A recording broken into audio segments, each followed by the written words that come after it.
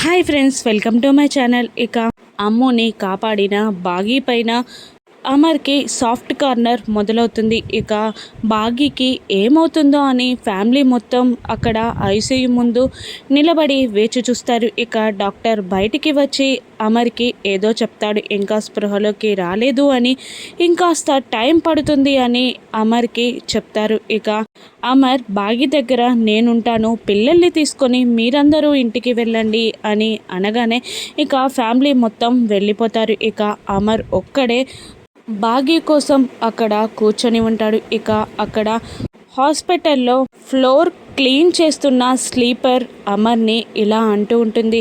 ఈ రోజుల్లో భార్యలని పట్టించుకొని భర్తలను చూశాను బాబు, కానీ ఇలా ఓపిక్గా భార్య కోసం ఇంతసేపు ఇక్కడ కూర్చున్నవన్నీ నిన్నే చూస్తున్నాను అని ఆ స్లీపర్ అంటూ ఉంటుంది అమర్ని. ఇక పక్క నుండి ఆరు అంతా గమనిస్తూ కాస్త జెలస్గా ఫీల్ అవుతూ ఉంటుంది. ఇంకా ఆ స్లీపర్ ఇలా చెప్తూ ఉంటుంది అమర్కి, అక్కడ విఘ్నేశ్వరుడు ఉన్నాడు, వినాయకుడు ఉన్నాడు. అక్కడ వినాయకుని దగ్గరున్న కుంకుమ చాలా పవిత్రమైనది. ఆ కుంకుమని తీసుకెళ్ళి నీ భార్య నుదుటిన బొట్టు పెట్టు, అప్పుడు నీ భార్యకి తొందరగా నయమవుతుంది అని ఆ ఆయా చెప్తూ ఉంటుంది. ఇక ఇదంతా గమనిస్తున్న గుప్తా గారు ఆరుని ఇలా అడుగుతూ ఉంటారు, నీ పతిదేవుడు ఇప్పుడు ఏం చేస్తాడని నువ్వనుకుంటున్నావు అని ఆరుని అడగగానే ఇక మా ఆయన ఇటువంటివన్నీ నమ్మడు గుప్తా గారు అని ఆరు